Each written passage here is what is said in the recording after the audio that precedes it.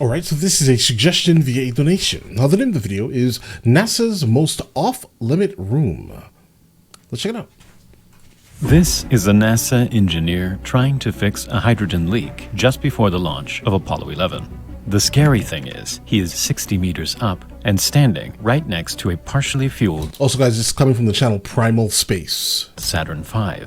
At launch, the Saturn V contained over 2,500 tons of propellant. If the rocket suddenly exploded, it would have the force of an atomic bomb, and everyone at the pad would be killed. Right, But if instantly. there was an emergency that gave them time to react, like an uncontrolled fuel leak, there was a chance that they could survive. Located 12 meters below the launch pad is a place called the Rubber Room, a 1960s bunker that was designed to save astronauts and crew in the event of a disaster. We modeled the entire thing, and in this video, we're going to look at what's inside the bunker and how a group of 20 people could survive in here for several days. We'll also be giving away this awesome Space Shuttle framed print, so stick around to the end of the video to see how you could win. If the Saturn V had exploded on the pad, it would have created a fireball that was half a kilometer wide and over 1,000 degrees in temperature. Right. And so, in the event of an imminent disaster, workers at the pad would immediately have to make their way to the bunker. But it would happen instantly. What would be the purpose of it?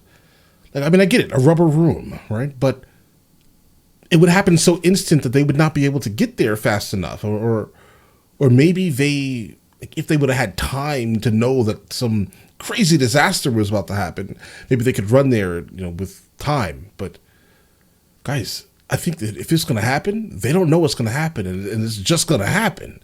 If we look at all the other historical disasters, they didn't know it was going to happen, guys. It just happened. I mean, I get it. Build it for security and hopes, and that they could actually get there. But I'm not sure that they would have enough time. But the bunker was buried deep beneath the concrete pad. So how did they actually get there? The crew had to make their way to Level A inside the mobile launch platform, the massive two-story structure that supported the Saturn V. Once it arrived at the pad, a small hatch in the platform would connect to a structure that stuck out from the launch pad. This was a 60-meter-long slide that started inside the platform and went down through the concrete launch pad until it reached the bunker. At the top of the slide, a sprinkler would spray the crew with water to help them slide down the chute more easily. In just seconds, they would start to pick up an immense amount of speed as they plummeted into the depths of the launch pad. I'm gonna be honest, if this was an option, to do it like Cape Canaveral, I think everyone would probably pay that extra little bit of money, guys. Cape Canaveral is an amazing place, guys. If you've never been, take that journey, guys, right? Absolutely. But if they were to offer this, they'd make a lot more money. They make a lot of money. Those tickets are crazily expensive, guys. Crazy. Expect $300 minimum, bro. After falling down a steep drop, they would burst into a place known as the Rubber Room. This room was lined by thick walls of rubber in order to absorb the energy from an explosion. The rubber at the end of the slide was also designed to slow the crew down, but this didn't always work. During testing, the water would build up at the bottom of the slide, and instead of slowing them down, it caused them to slide all the way to the end at an incredible speed. One worker actually broke several bones in his body after crashing into the end. From here, the crew would make their way through this enormous blast-proof door where the actual bunker was. This room hasn't been accessible for decades, and only a handful of people have been allowed to enter. One thing that is very accessible, though, is the range of interesting documentaries on CuriosityStream, the sponsor of today's video. You guys got CuriosityStream offers off.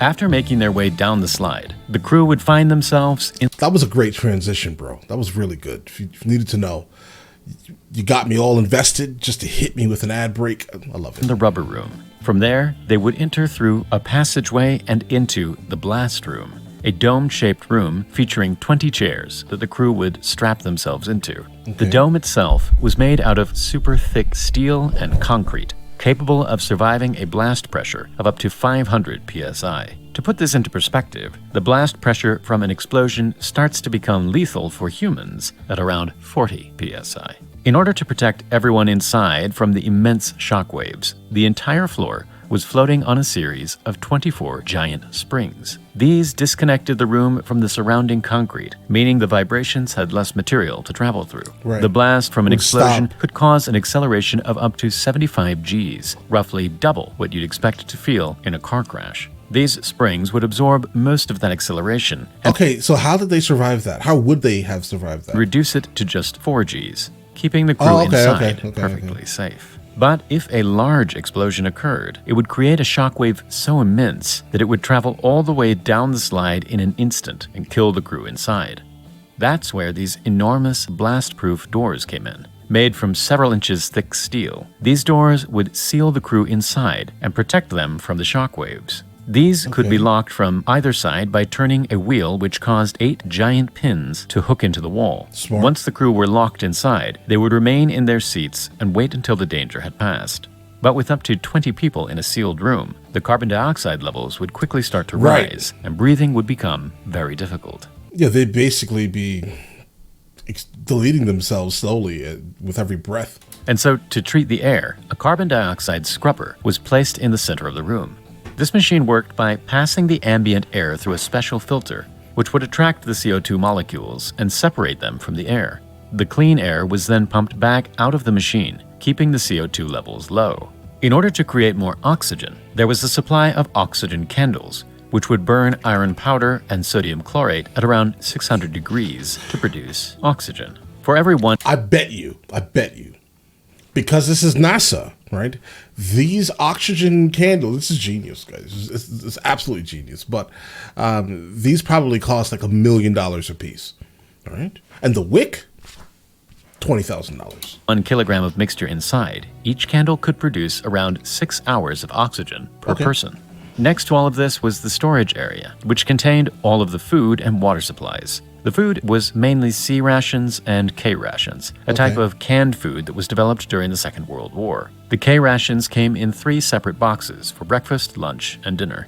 Each meal contained stuff like meat, cheese, cereal, fruit, biscuits, coffee, and cigarettes, giving each crew member around 3,000 calories a day. There was an industrial waste bin in the center of the room and a toilet placed behind one of the seats. Although it would be an unpleasant place to go, the crew could take care of Right. business with a little bit of privacy. All in all, there was enough food and water to last for about 4 to 5 days. But in most circumstances, the crew would have only stayed for a few hours until the toxic fumes around the launch pad had dissipated. But how would they actually escape? When it was time to leave, the crew had 2 main escape routes. After leaving the bunker through the other blast door, they would enter into a narrow tunnel. This was 360 meters long and would take them all the way to an air intake building on the edge of the launch site. Yeah, because that was one of my concerns, right? Because like if they were coming down that slide, right? Imagine if the shockwave did travel through that slide itself. I would guess that the slide would probably crumble underneath its G-force, right? How were they to escape? There would have to be multiples, right? And even if they, well, I guess there was another door kind of separating the secondary hallway. So I'm guessing if it was to hit anything, it would hit that like the bottom of the slide itself, guys, in that little enclosed room. All right, makes sense. This building was essentially a giant fan that It would would be suck in multiple clean air exits. and direct it into the rooms below the launch pad. After walking for around 10 minutes through a very cramped and dark space, the crew could finally escape to freedom. But if the tunnel was somehow blocked from the explosion, the Right. crew would have to go back and choose the alternative escape route. Right next to the tunnel was a door that led directly into the environmental control rooms, a labyrinth of rooms and corridors beneath the pad that would eventually lead to the outside world. But with such a large explosion, the damage to the pad would be catastrophic, and NASA were concerned that the crew would become completely trapped inside the Yeah, bunker. that's my And so, concern. to add to the list of safety precautions, they placed an emergency escape hatch at the top of the blast room. This didn't actually lead anywhere, but in the event of the escape routes being blocked, Better than nothing, right? I mean, you'll be in a gigantic cavern. NASA would dig through the concrete and sand within the launch pad to reach the hatch and free the crew. Thankfully, none of this ever needed to be done. The bunker was never used, and after the Apollo missions ended, it was abandoned, leaving an incredible piece of NASA history frozen in time. And how much did that cost? $100 million in 1960. I promise you. And we just wasted it. We wasted it underneath the ground, guys. Over the years, the bunker fell into disrepair, and various animals made their way into the bunker. Now, only a select group of people have access to this old relic, which will most likely remain untouched for many more decades. And now, time for something really special. The winner of last month's giveaway is Tony Viglas. Congratulations. In the next video, we'll... All right, guys, listen. So, I like the fact that something like that exists. Again, I am not sure how like actually plausible something like that is, because again, if something was to happen, it would happen so fast that would be worthless. So I know we wasted a whole lot of money building this, guys. I know we did, right? Because if you know, like I know, NASA is troubling sometimes. I mean, they're amazing, absolutely amazing. I mean, they've built our current present, let's say. A lot of what they've done in the 60s, guys, kind of bled through to our modern day life and technology and things like that, guys. Absolutely. I love the concept of NASA. I just wish that they would use their money, slightly better. That right there was a waste of money. Because again, I am not sure that they could even make it there in the first place. What, they're not going to be able to slide down and beat the shockwave, bro. Like, whatever, right? So, listen, you guys all have an absolutely amazing day and enjoy your day thoroughly.